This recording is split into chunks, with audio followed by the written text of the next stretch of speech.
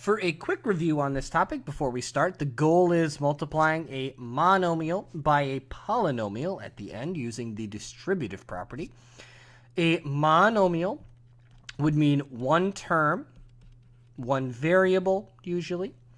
A binomial would mean two terms. And then a polynomial means many terms. Most of the time for us, that's going to be 3 terms or 4 terms. We don't usually get a lot bigger than that, but usually we're trying to get a monomial times a polynomial by the end of the lesson. Before we start, I want to review the distributive property again that we learned before. The goal here is that we are distributing the 3 into every term inside the parentheses. In this case, there are only 2 terms to be distributed to, but we will distribute to more later. 3 times negative 2x gives us negative 6x. 3 times 3 is positive 9. And because we have x's here, and regular numbers here, this is in simplest form and cannot be simplified any further. This term here is exactly the same problem, except we have an extra x right here. So when we distribute, the only thing that changes is we should have an extra x in the answer. 3 times negative 2 is still negative 6, but x times x is x squared. 3x times positive 3 would then be 9x. And we notice that because only the x changed in the front, instead of negative 6x, we have negative 6x squared. Instead of 9, we have 9x. So let's do some tougher problems here. Let's look at the problem on the left first. Just like before, we need to distribute to every term inside the parentheses. In this case, there are only 2 terms to distribute to.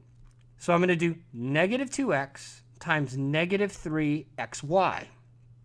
So this will become positive 6, and then x times y.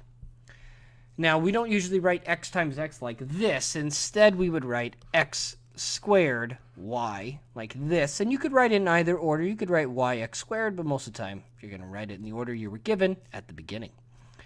Now I do negative 2 times negative 5, which becomes positive 10x. So here I do 6x squared y plus 10x. And because this variable and this variable are different, we cannot combine any further. Our second problem over here, same idea. Distribute. Distribute again.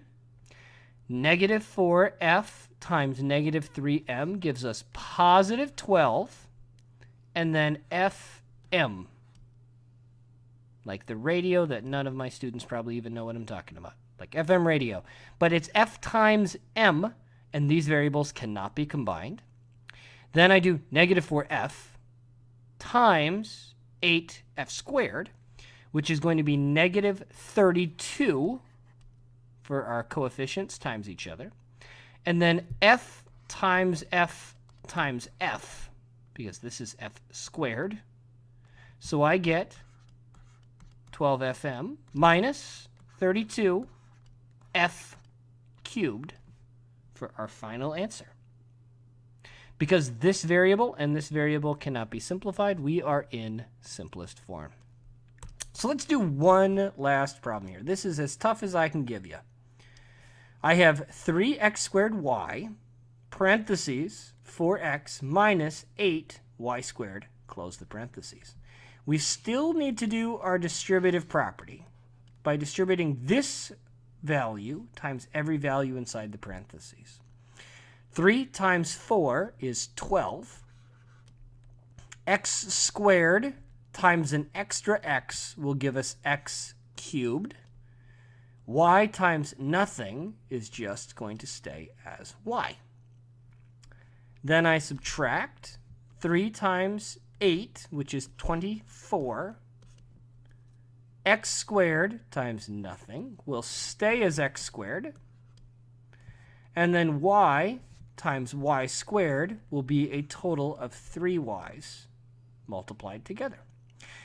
Because we have x cubed y and x squared y cubed, these variables look very similar, but they're actually slightly different, which means we are done and our answer is in simplest form.